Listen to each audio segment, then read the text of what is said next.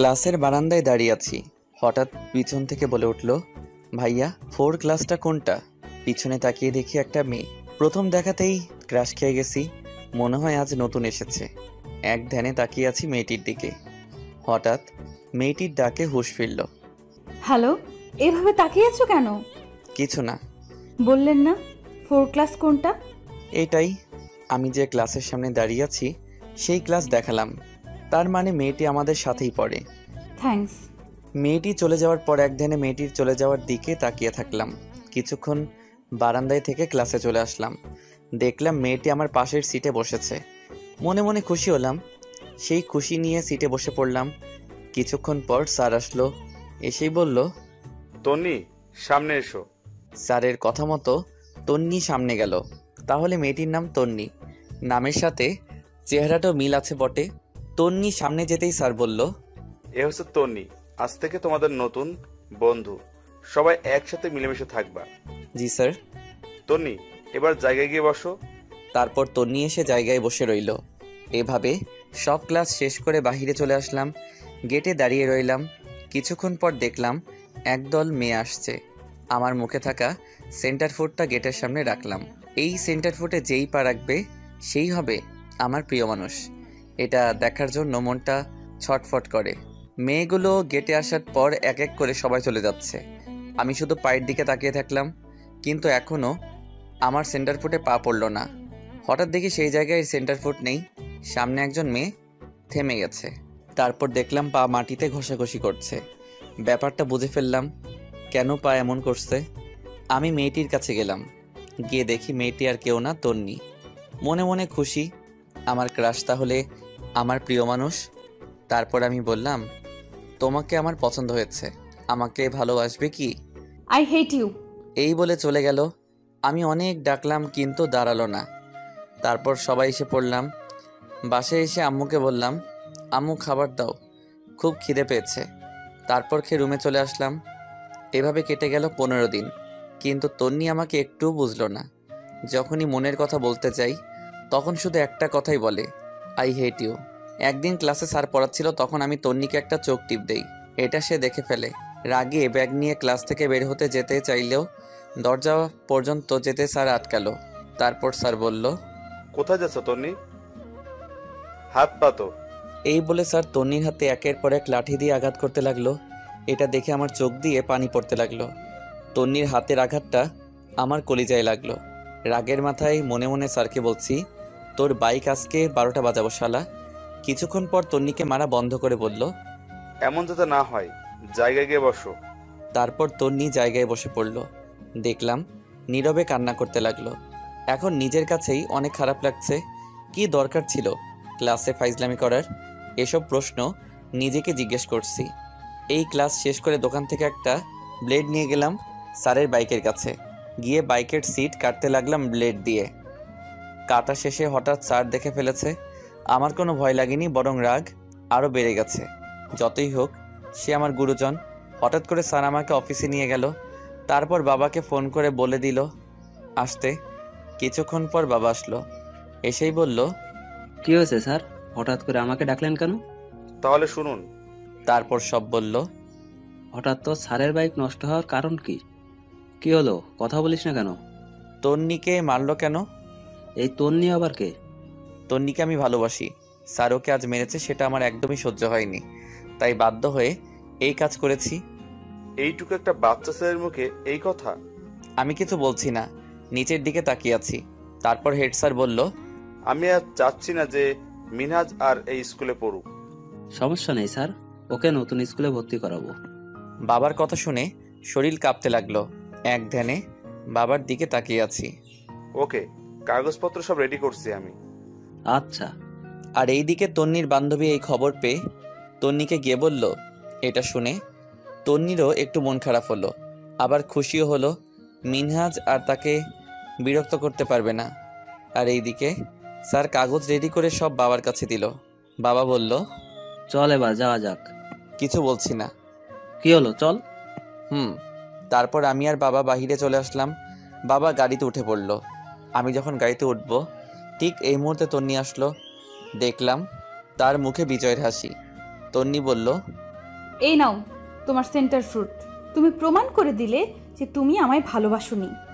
যদি বাসতে তাহলে স্কুল থেকে চলে যেতে না। এখন আমিও তোমায় ভালোবাসি না। I hate you. আমার হাতে সেন্টার ফুড দিয়ে দৌড়ে চলে গেল। আমি তার যাওয়ার দিকে তাকিয়ে আছি। পিছন থেকে বাবা আবারও, কি হলো মিনাজ, গাড়ি তো ওঠ।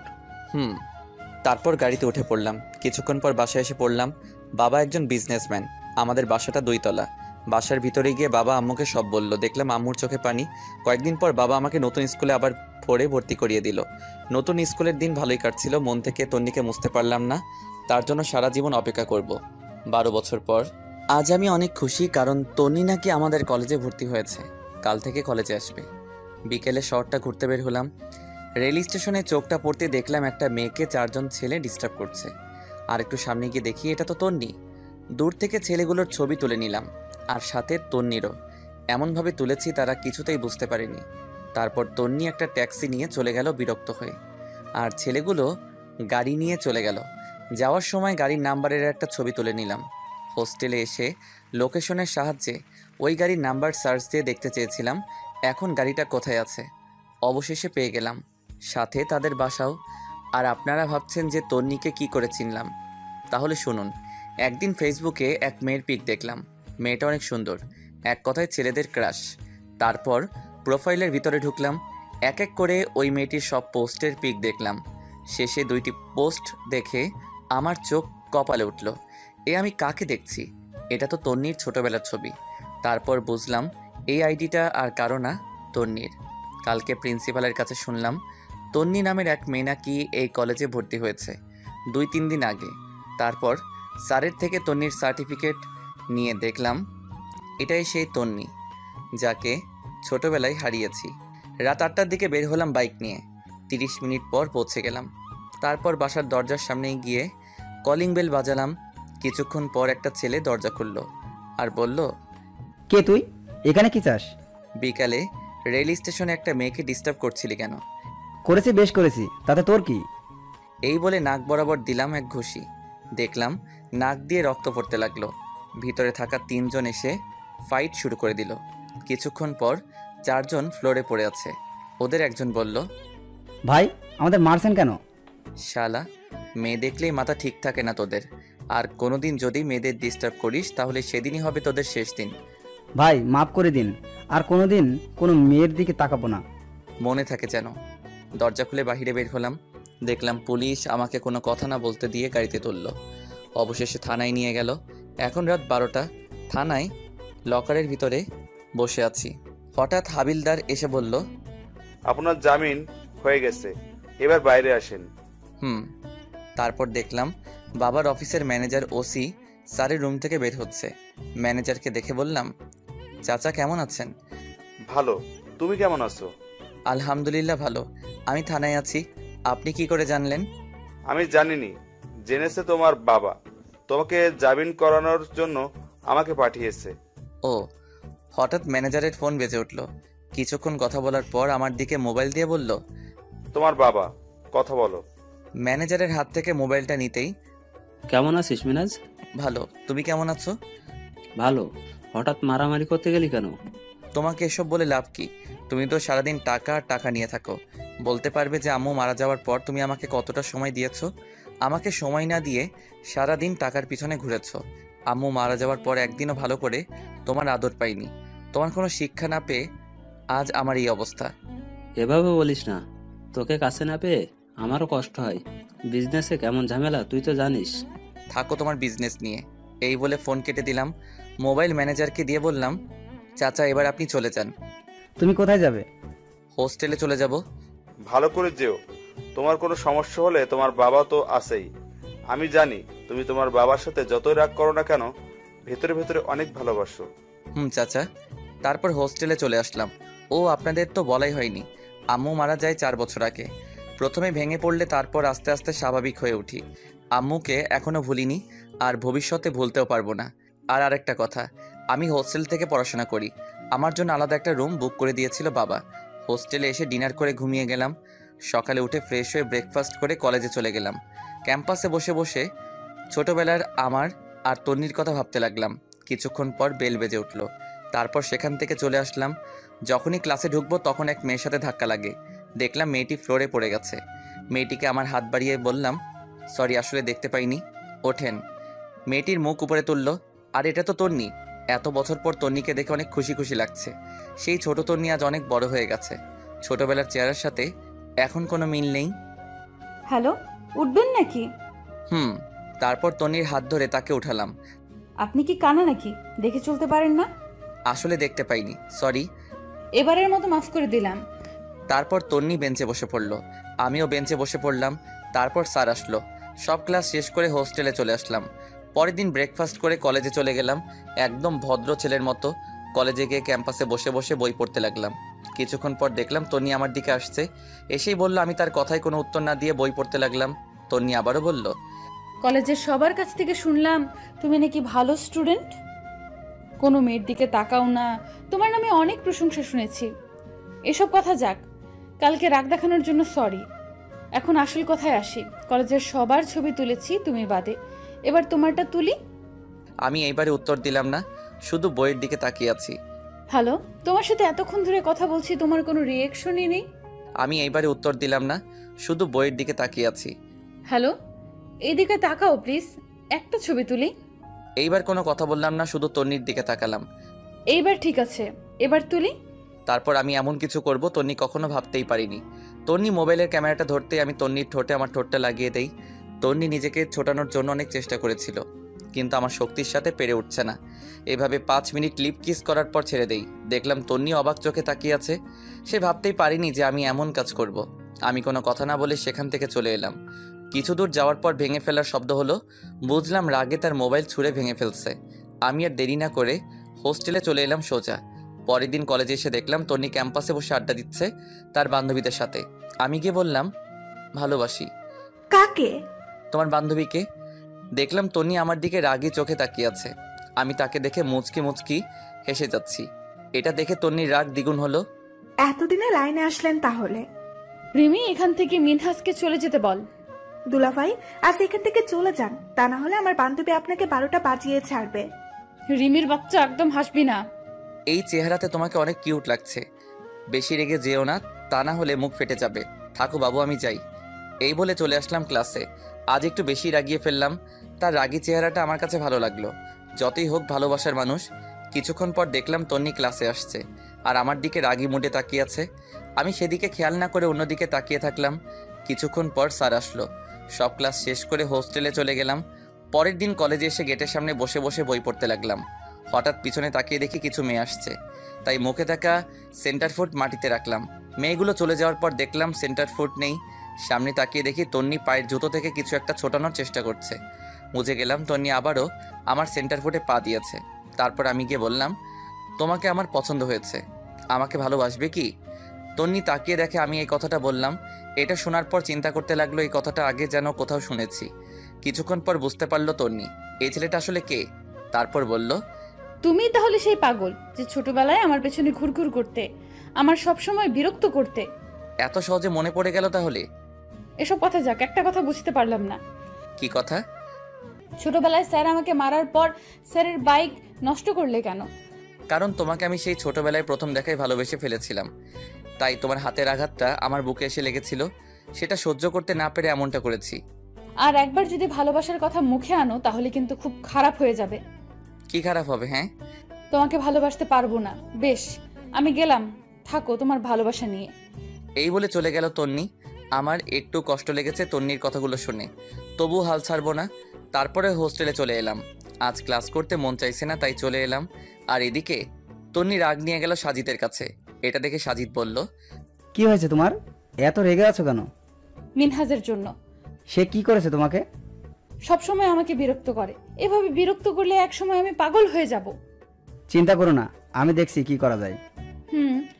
চল, ক্লাস শুরু হয়ে যাবে। আজ ক্লাস করতে ভালো লাগছে না, বাসায় যাই আজ। আচ্ছা, ভালো করে যেও, সমস্যা হলে ফোন দিও। ওকে। তারপর তন্নি চলে গেল বাসায়। এদিকে আমি হোস্টেলে এসে ঘুমিয়ে পড়লাম। বিকেলে ঘুম ভাঙলো। খাবার খেয়ে বাইরে বের হলাম ঘুরতে। কিছুক্ষণ ঘোরার পর একটা পার্কে এসে বসলাম। পার্কে এসে কফি অর্ডার করে কফি খাচ্ছি, হঠাৎ সাজিদ আসলো। এসেই, এখানে কি করিস? দেখছিস তো কফি খাচ্ছি। আমার জন্য অর্ডার করবি না নাকি? ওয়েট, সাজিদের জন্য একটা কফি অর্ডার করলাম। দুইজনে বসে বসে কফি খাচ্ছি। একসময় আমি বললাম, হঠাৎ আমার কাছে কি মনে করে? এসেছি কোনো এক কারণে। বল, কারণটা কি? তন্নিকে বিরক্ত করার কারণ কি?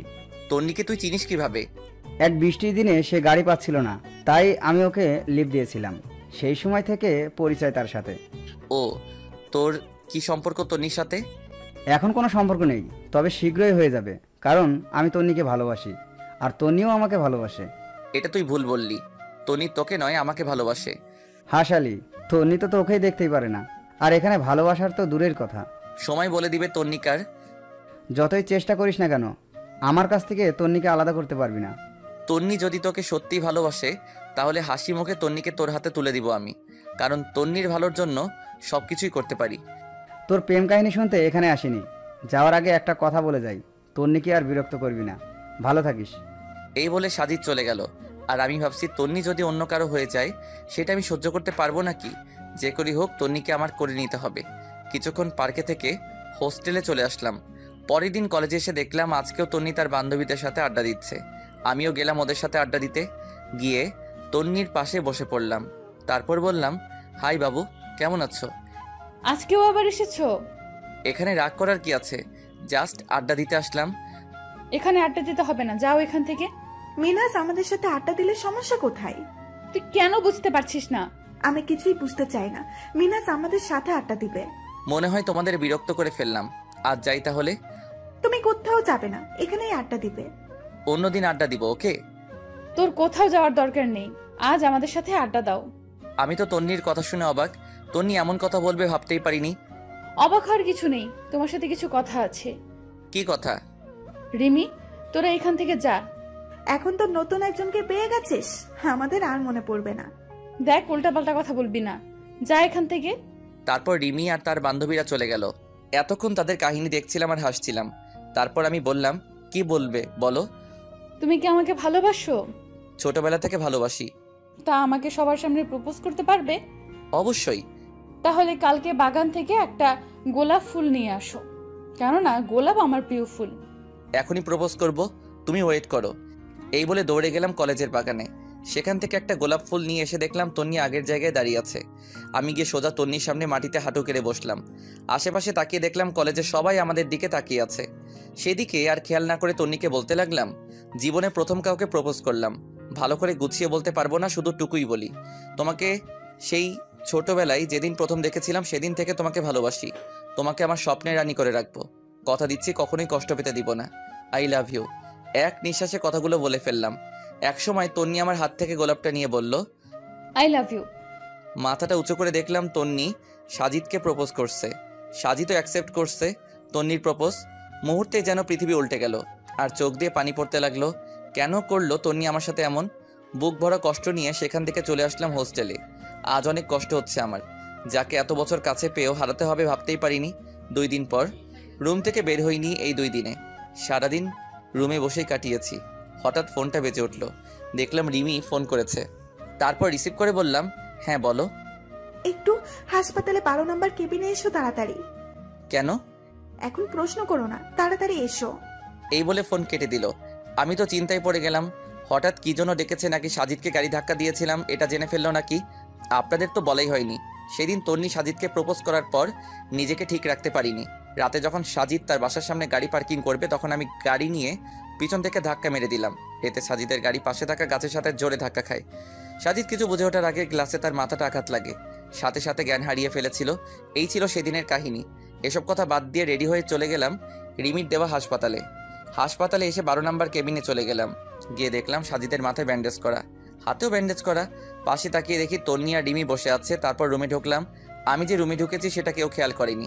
একসময় রিমি আমাকে দেখে তন্নিকে বলল, মিনহাজ এসেছে। তন্নি আমার দিকে কিছুক্ষণ রাগী মুড নিয়ে তাকিয়ে একসময় আমার কাছে এসে ঠাস করে কয়েকটা চড় মারে আমার গালে।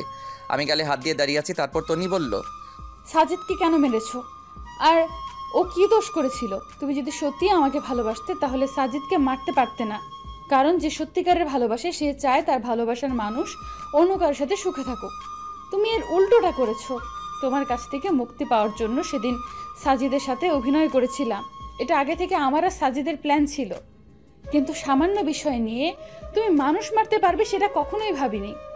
এতদিনে তোমার জন্য একটু ভালো লাগা কাজ করছিল, কিন্তু আজ সেটা ঘৃণায় পরিণত হয়েছে। আমি তোমাকে ঘৃণা করি, শুধু ঘৃণা করি।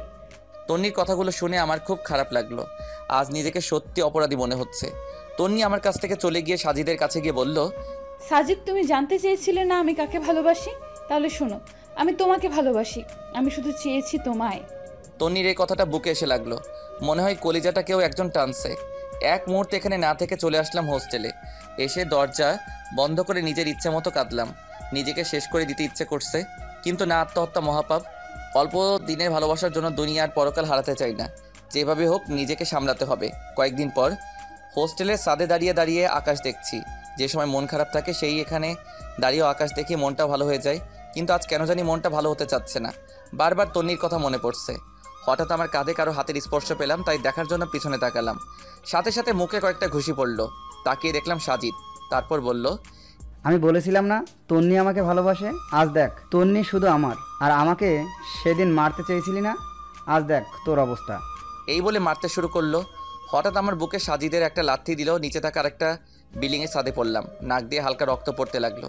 সেদিকে সাজিদের কোনো খেয়াল নেই। তারপর সাজিদের সেই উপরের ছাদ থেকে নিচের ছাদে লাফ দিতে যাবে, অমনি পা ফসকে গিয়ে নিচে পড়ে যায়। পড়ে যাওয়ার আগে সাথে সাথে ওর হাতটা ধরে ফেললাম। তারপর বললাম, তোকে বলেছিলাম না তন্নি যদি সত্যিই তোকে ভালোবাসে তাহলে তন্নিকে তোর হাতে তুলে দিব। এখান থেকে বাঁচা ভাই। তোকে বাঁচতেই হবে, কেননা তুই যদি এখন মারা যাস তাহলে তন্নি কষ্ট পাবে। এই বলে সাজিদের হাতে টান দিয়ে তুললাম। তারপর বললাম, আজ থেকে তুই আমার বন্ধু। ওকে। তন্নিকে কষ্ট দিস না। হুম। কিছুক্ষণ কথা বললাম সাজিদের সাথে। একসময় সাজিদের ফোনটা বেজে উঠলো।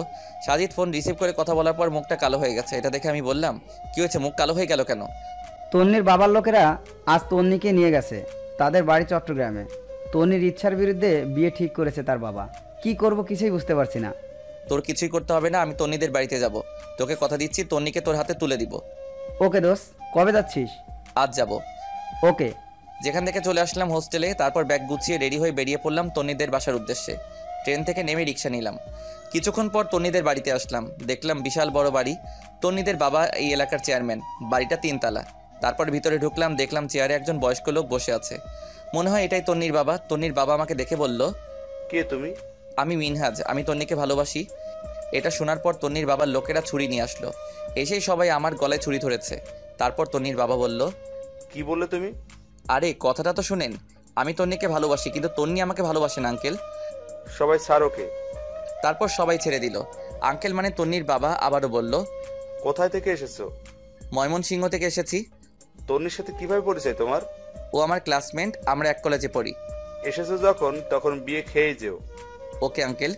একটা কথা শুনেছিলাম, তন্নিকে আপনার সূত্রের ছেলের সাথে বিয়ে দিচ্ছেন। একসময় শত্রু ছিলাম, এখন আর নেই।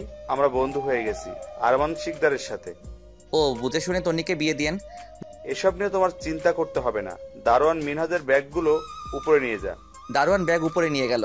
হঠাৎ করে একজন দৌড়ে এসে বলল, কাকু, আরমান শিকদার আর তোর লোকরা এসে গেছে। তুই যা, আমরা আসছি।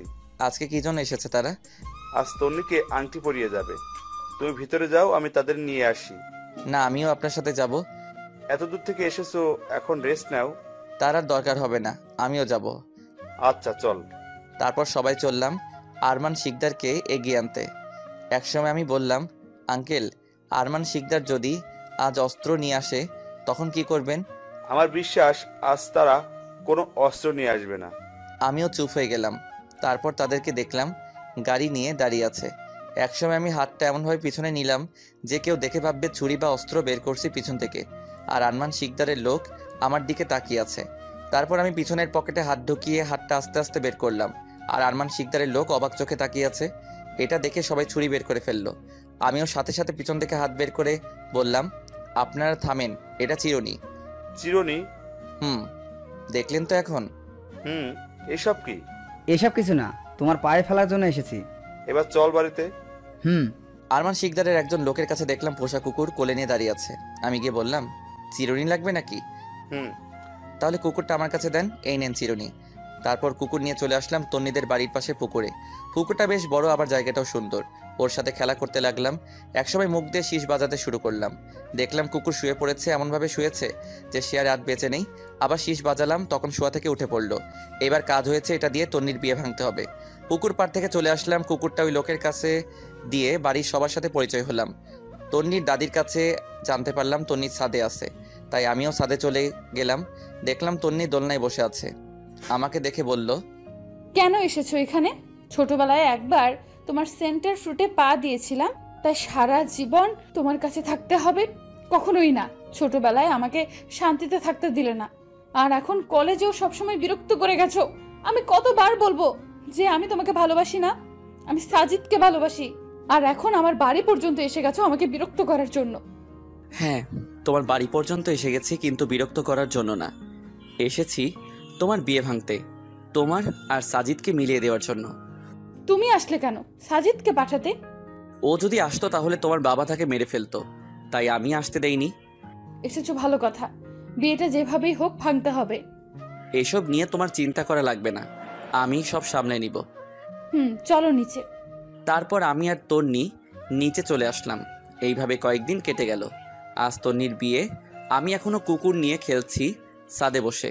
হঠাৎ করে তন্নি এসে বলল, একটু পর আমার বিয়ে, আর তুমি এখানে কুকুর নিয়ে খেলছো? আমি কোনো কথা বলছি না, শুধু কুকুরের সাথে খেলা করছি। তন্নি আবারও বলল, কি হলো, কথা বলছো না কেন? আমি এবারও কোনো কথা বললাম না। তন্নি আবারও বলল, এই বিয়ে যদি হয় তাহলে তোমাকে আমি ছাড়বো না, ইডিয়েট। এই বলে চলে গেল। আমি হাসছি আর কুকুরের সাথে খেলা করছি। কিছুক্ষণ পর কুকুরটা দিয়ে দিলাম ওই লোককে। এবার খাওয়ার পালা। সব আয়োজন করা শেষ, এবার খাওয়া আর বিয়ে পড়ানো বাকি। মেহমানরা সবাই খাচ্ছে। আমার হাতে একটা ভিডিও ক্যামেরা, কি হচ্ছে না হচ্ছে সব ভিডিও করে রাখছি। ওই লোকটার দিকে তাকালাম, দেখলাম কুকুরকেও পোলাও খাওয়াচ্ছে। হঠাৎ করে কুকুর যা করলো সবাই অবাক হয়ে গেছে। কুকুরটা পোলাও খাওয়ার পর আমি মুখ দিয়ে শীষ বাজাতে লাগলাম। কুকুর মুখে শীষ বাজানোর শব্দটা শুনে শুয়ে পড়ল মরার মতো। সবাই মনে করবে কুকুর মারা গিয়েছে। হঠাৎ ওই লোকটি বলতে লাগলো, থাম সবাই, খাবারের বিষ আছে। এই কথা শুনে সবাই খাওয়া বাদ দিল। আরমান শিকদার আসলো, এসে বলল, কি হয়েছে? খাবারের বিষ আছে, কুকুরটা পর্যন্ত মারা গেল। সবাই খাওয়া বন্ধ করে চল। সবাই চলে যেতে লাগলো। হঠাৎ আঙ্কেল বলে উঠল, কি হয়েছে বন্ধু? রাখ তোর বন্ধু, আমাদের সাথে পেরে উঠবি না দেখে খাবারে বিষ মিশিয়ে মেরে ফেলতে চাইছিস? এসব কি বলছো তুমি? ঠিক বলছি, চল সবাই। এই বলে চলে যেতে লাগলো। হঠাৎ ছাদের উপর থেকে আরমান শিকদারের ছেলে সাকিব তন্নির গলায় ছুরি ধরলো আর বলতে লাগলো, বাবা, আমি তন্নিকে ছাড়া আমি কাউকে বিয়ে করব না। তোকে তরুণী থেকে ভালো মেয়ে বিয়ে করাবো, তুই এখান থেকে চলে আয়। না বাবা, এখন তন্নিকে বাসায় নিয়ে যাব, তা না হলে তোমার সাথে সম্পর্ক শেষ। তাহলে কি আর করা, নিয়ে আয়। তারপর সাকিব তন্নির গলায় ছুরি ধরে তন্নিকে নিয়ে যেতে লাগলো। আর আঙ্কেল কান্না করতেছে। সে তার ভুল বুঝতে পারলো। সেদিন মিনহাজের কথা একটু ভেবে দেখলে আজ হয়তো এই দিন দেখতে হতো না। তারপর তন্নিকে নিয়ে গাড়িতে উঠে চলে গেল। গাড়ি মাঝ রাস্তায় যাওয়ার পর হঠাৎ আরমান শিকদার কুকুরের আওয়াজ শুনল। সবাই পিছনের সিটে তাকালো, দেখলো আমি কুকুর নিয়ে বসে আছি। এটা দেখে তন্নি অবাক, আর বাকিরাও রীতিমতো অবাক। হঠাৎ আরমান শিকদার বলল, কিরে তুই এখানে কেন, আর কুকুর বাঁচলো কিভাবে? তন্নিকে নিয়ে যেতে এসেছি, আর কুকুর মরেনি। বিয়ে ভাগার জন্য এই অভিনয়। এই তোরা দেখছিস কি, মার শালাকে। প্রথমে একজন এসে আমার কলারে ধরে ফেললো, সাথে সাথে পেটে লাথি মারলাম। 5 হাত দূরে গিয়ে পড়লো। এটা দেখে সবাই ভয় পেয়ে গেল। তারপর সবাই একসাথে আমার উপর ঝাঁপিয়ে পড়লো। এক এক করে সবাইকে মেরে শুইয়ে দিলাম। তারপর বললাম, আর মার খাওয়ার ইচ্ছা না থাকে তাহলে এখান থেকে যা। আর মার খাওয়ার ইচ্ছা নেই, আমরা যাচ্ছি। এই বলে সবাই দিল এক দৌড়। তন্নি হাসতে হাসতে শেষ তাদের দৌড় দেখে। তারপর তন্নিকে নিয়ে চলে আসলাম বাড়িতে। বাড়ির সবাই তন্নিকে পেয়ে যেন আনন্দের বন্যায় নেমে গেছে। কিন্তু তন্নির বাবা আজ তার মেয়েকে বিয়ে দিবে বলেছেন। এখানে থাকা সবাইকে এক এক করে বলতে লাগলো, তুই বিয়ে করবি আমার মেয়েকে? সবাই মাথা দিয়ে না করেন, কেননা এখন যে পরিমাণ রেগে আছে আঙ্কেলের সামনে কথা বলার কারোর সাহস নেই। হঠাৎ আঙ্কেল আমার দিকে কিছুক্ষণ তাকিয়ে থেকে বলল, মিনাজ, এদিকে এসো। আমি গেলাম আঙ্কেলের সামনে। আঙ্কেল আবার বলল, তুমি তো আমার মেয়েকে ভালোবাসো, তাই না? একমাত্র তুমিই পারবে আমার আর আমার মেয়ের সম্মান বাঁচাতে। আমি চাই তুমি তন্নিকে বিয়ে করো। হাত জোর করে বলছি, না করো না। দেখলাম আঙ্কেলের চোখে পানি জমে আছে। যেভাবে রিকোয়েস্ট করছে, এখানে আমার রাজি হওয়া ছাড়া কোনো উপায় নেই। আমি রাজি আঙ্কেল। সবাই বলতে লাগলো আলহামদুলিল্লাহ, অবশেষে বিয়েটা হয়ে গেল। বাসর ঘরে যেতে তন্নি খাট থেকে নেমে আসতে লাগলো। তারপর আমি বললাম, তোমার নামার দরকার নেই, আমি দুঃখিত। তোমাকে যদি বিয়ে করতে রাজি না হতাম তাহলে এতক্ষণ অন্যজনের ঘরে থাকতে, এর ফলে সাজিদকেও হারাতে। সাজিদ কাল চট্টগ্রামে আসছে। সকালে কেউ ঘুম থেকে ওঠার আগে বেরিয়ে পড়তে হবে। কিন্তু কোনো কিন্তু নয়, অনেক রাত হয়েছে, ঘুমিয়ে পড়ো। আমি সোফায় শুয়ে পড়ছি। হুম। এরপর সোফায় শুয়ে পড়লাম, কিন্তু ঘুম আসছে না। ভাবতেও খারাপ লাগছে, সকালের পর থেকে তন্নি অন্য কারো হয়ে যাবে। অনেক কষ্টে ঘুমালাম, আর তন্নি এখনো ঘুমায়নি, শুধু মিনহাজের দিকে তাকিয়ে আছে আর ভাবছে ছেলেটা এত ভালো হয় কিভাবে, নিজের বউকে এত কাছে পেয়েও কিছু করলো না। কিছুক্ষণ পর তন্নিও ঘুমিয়ে পড়ে। সকালে তন্নির দাদি ঘরে আমাদের দুইজনের জন্য দুধ নিয়ে আসলো। রুমের সামনে এসে দেখলো দরজা খোলা। ভিতরে এসে দেখে আমরা নেই। তারপর আঙ্কেলকে ডাক দিল। কিছুক্ষণ পর আঙ্কেল এসে বলল, কি হয়েছে মা, ডাকছো কেন? তন্নি আর জামাইকে খুঁজে পাওয়া যাচ্ছে না, ওদের জন্য দুধ নিয়ে আসলাম। এসে দেখলাম রুমে কেউ নেই। কি? চিন্তা করো না, যেভাবে হোক তাদেরকে খুঁজে বের করব। আর এদিকে আমি তন্নিকে নিয়ে বাস স্টেশনে চলে আসলাম। দেখলাম সাজিদ দাঁড়িয়ে আছে। আমি যেতেই ঠাস করে চড় মারলো আর বলতে লাগলো, তোকে বিয়ে ভাঙাতে পালিয়েছিলাম, এখন তুই বিয়ে করে ফেললি। আমি যদি বিয়ে না করতাম তাহলে তন্নি অন্য কারো হয়ে যেত। আমাদের মধ্যে এখনো কিছুই হয়নি, তুই আমাকে বিশ্বাস করতে পারিস। সরি এমন ব্যবহারের জন্য। এখন কোনো কথা না বলে যত তাড়াতাড়ি পারিস এখান থেকে যা। মিনহাস, তোমার সাথে কিছু কথা আছে। এখন কোনো কথা নয়, এখন যাও। তারপর তাদেরকে বাসে উঠিয়ে দিলাম। নিজের অনেক কষ্ট হচ্ছে, কি করব, নিয়তি চাইছে না যে তন্নি আমার হোক। তন্নি আর সাজিদকে বাসে উঠিয়ে গাড়িতে উঠে পড়লাম। অনেক কষ্ট হচ্ছে, কি করব, কিছুই করার নেই। হঠাৎ করে চোখে পড়ল গাড়িতে থাকা ঝুড়ির দিকে। দেখলাম আমার ক্যামেরা। তারপর ক্যামেরা চালু করলাম, আমার আর তন্নির বিয়েটা দেখতে লাগলাম। যতবার দেখছি ততবার চোখ দিয়ে পানি পড়ছে। হঠাৎ কিছু দূর দেখতে পেলাম একটা ছেলেকে, কিছু লোক মিলে দৌড়াচ্ছে। মনে মনে ভাবলাম ছেলেটাকে সাজিদের মতোই লাগছে। সাজিদ না তো আবার। গাড়ি থেকে নেমে দৌড়ে গেলাম। একটু কাছে যেতেই ব্যাপারটা ক্লিয়ার হলো, আঙ্কেলের লোকগুলো সাজিদকে দৌড়াচ্ছে। আমি দূর থেকে ওদের চিৎকার করে বলতে লাগলাম, ছাড়ো ওকে, কিন্তু তারা কেউ আমার কথায় পাত্তা দিল না। আমি দৌড়ের স্পিড বাড়িতে দিলাম। কিছুক্ষণ পর সাজিদকে ধরে ফেললাম। এক একজন করে আসতে লাগলো সাজিদকে মারার জন্য। আমি এক একজনকে ধাক্কা দিতে লাগলাম। তারপর দেখলাম আঙ্কেল এসেছে, সাথে তন্নিও। তন্নির মুখে চিন্তার ছাপ। তারপর আঙ্কেলের পায়ে পড়ে বলতে লাগলাম, বাবা, সাজিদ আমার বন্ধু, আমাদের বিয়ের খবর শুনে এখানে এসেছে। একমাত্র আমার বন্ধু আর বাবা ছাড়া পৃথিবীতে আর কেউ নেই, ওকে ছেড়ে দিন। জামাই বাবা, আমাদের মাফ করে দাও। আসলে তন্নি আপুকে ওই ছেলেটার সাথে দেখে মাথা ঠিক ছিল না। এসব বাদ দিয়ে নতুন মেহমানকে নিয়ে বাড়িতে চলো। Thanks uncle. তারপর বাড়িতে চলে আসলাম। কয়েকদিন সাজিদ আঙ্কেলের বাড়ি মানে আমার শ্বশুর বাড়িতে থাকবে। 10 দিন পর আজ আমরা নিজ জেলায় যাওয়ার জন্য আমি আর তন্নি ব্যাগ গোছাচ্ছি। বাড়ির সবার কাছ থেকে বিদায় নিয়ে রেল স্টেশনে চলে আসলাম আমি আর তন্নি, আর সাথে বাবাও এসেছে এগিয়ে দিতে। ট্রেন এসে গেছে। আমি আর তন্নি ট্রেনে উঠে সিটে বসে পড়লাম। সাথে ট্রেন চলা শুরু করলো। হঠাৎ সাজিদের কথা মনে পড়ল। সাজিদ কোথায়? দেখলাম তন্নিও কান্না করতেছে। তারপর ট্রেনের দরজার কাছে গেলাম, বাবাকে বললাম, বাবা, সাজিদ কোথায়? ওর কথা এখন বাদ দাও, এই নাও তোমার ডায়েরি। ডায়েরিটা হাতে নিয়ে বাবার দিকে এক ধ্যানে তাকিয়ে থাকলাম। কিছুক্ষণ পর ট্রেনের গতি বেড়ে গেল। আবার সিটে এসে বসে পড়লাম। আমি বললাম, তন্নি, আসলে সরি, সাজিদের কথা একদম মনে ছিল না। মনে ছিল না নাকি আমাকে পাবার জন্য ইচ্ছে করে এমন করেছো? এখন বাবা সাজিদকে আর বাঁচিয়ে রাখবে না।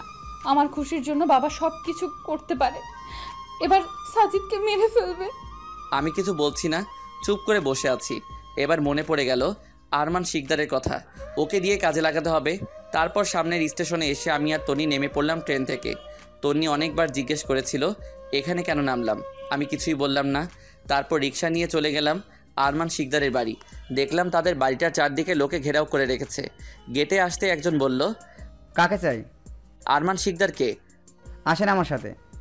তারপর গেলাম, গিয়ে দেখে আরমান শিকদার বসে আছে। আমাকে দেখে বলল, আসেন আসেন, আমি জানতাম তন্নিকে নিয়ে আমার কাছে একদিন আসতেই হবে। এসব বাদ দে, যে কারণে আসছি সেটা ভালো করে শোন। আজ তন্নিকে এখানে রেখে যাচ্ছি, কাল বাবা সাজিদকে নিয়ে এই জায়গায় আসবে, তুই লোক নিয়ে চলে যাবি। ওরা যদি সাজিদকে ছেড়ে দেয় তাহলে তন্নিকে ওদের হাতে তুলে দিবি। আমার কথা শুনে তন্নি অবাক, সে কিছুই বলছে না, চুপ করে আছে। তা বুঝলাম, এই সাজিদটাকে? ও আমার বন্ধু। চিন্তা করিস না, কাল ঠিক মতো তোর দেওয়া ঠিকানায় চলে যাব।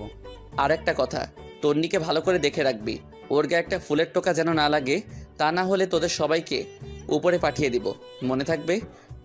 মনে থাকবে। তারপর তন্নির কাছে গেলাম, গিয়ে বললাম, চিন্তা করো না, সাজিদের কিছুই হবে না। তাই যেন হয়। তারপর তন্নিকে রেখে সেখান থেকে চলে আসলাম। পরের দিন আরমান শিকদার তন্নিকে নিয়ে আমার দেয়া ঠিকানায় চলে গেল।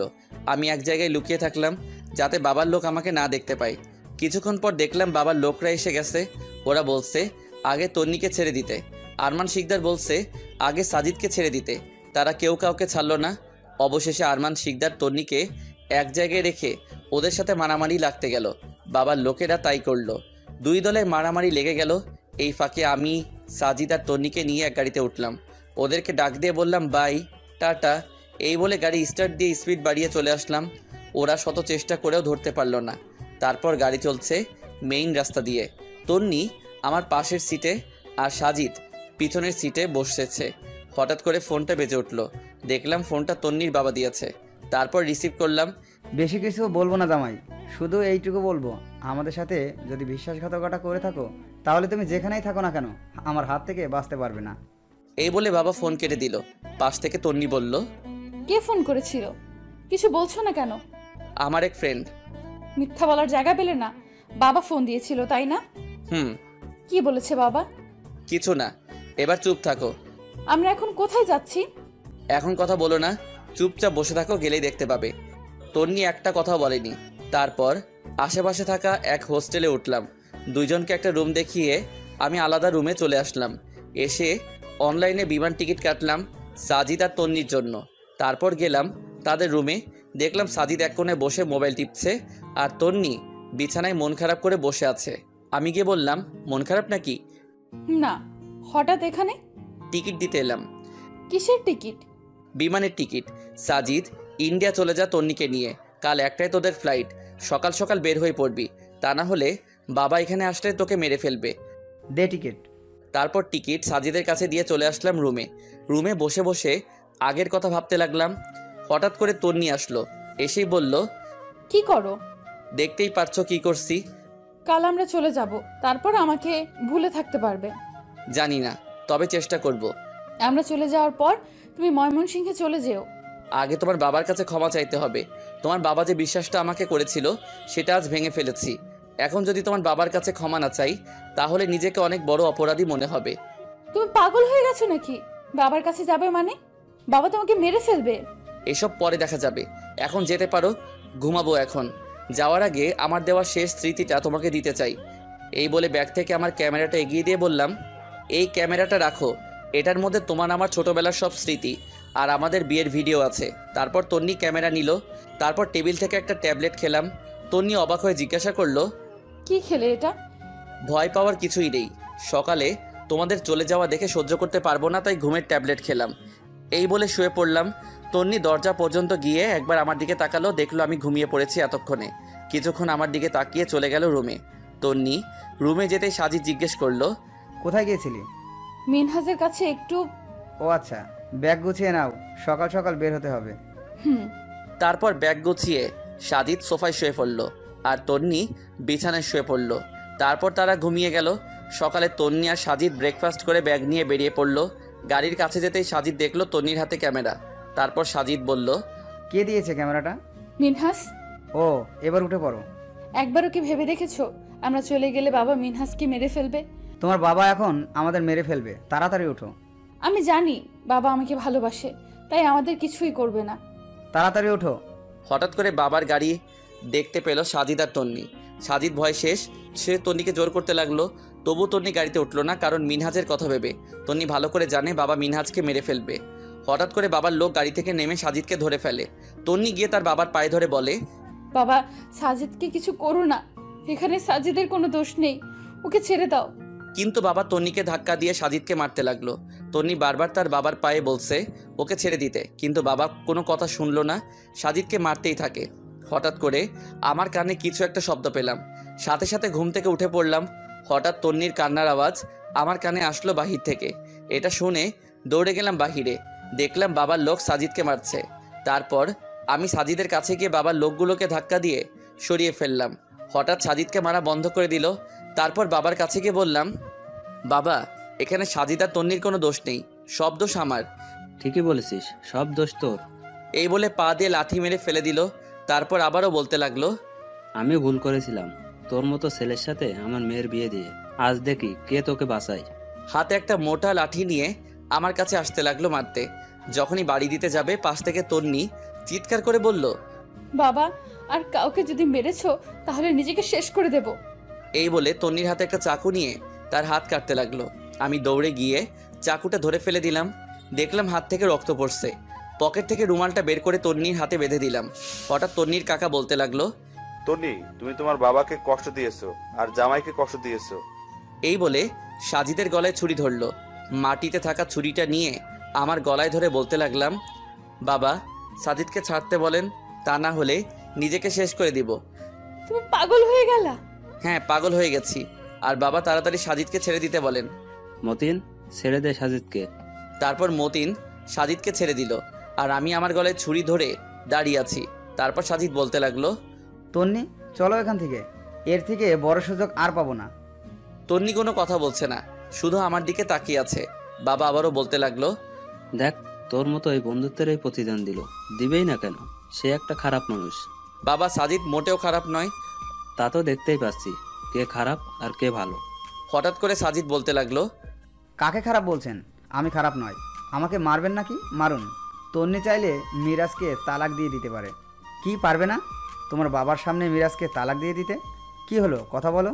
এক পর্যায়ে বাবা অনেক রেগে যান সাজিদের ব্যবহার দেখে। নিজের রাগ কন্ট্রোল করতে না পেরে ছুরিটা হাতে নিয়ে সাজিদের পেটে ঢুকিয়ে দেই, আর সাজিদ ভয় চিৎকার মারে। কিছুক্ষণ পর টের পাই ছুরিটা মিনহাজের পেটে ঢুকেছে। হ্যাঁ ঠিকই ধরেছেন আপনারা, বাবা যখন ছুরি সাজিদের পেটে মারে তার আগেই মিনহাজ ছুরির সামনে পড়ে, যার ফলে ছুরিটা মিনহাজের পেটে ঢুকে যায়। আমি পেটে হাত দিয়ে দাঁড়িয়ে আছি, পেট দিয়ে রক্ত বের হচ্ছে। তন্নি এটা দেখে চিৎকার করে উঠল।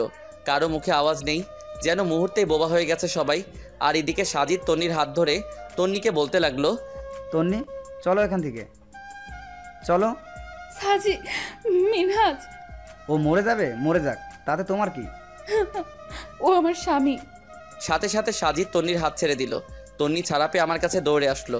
দেখলো এতক্ষণে অজ্ঞান হয়ে গেছি। বাবা আমাকে হাসপাতালে নিয়ে গেল।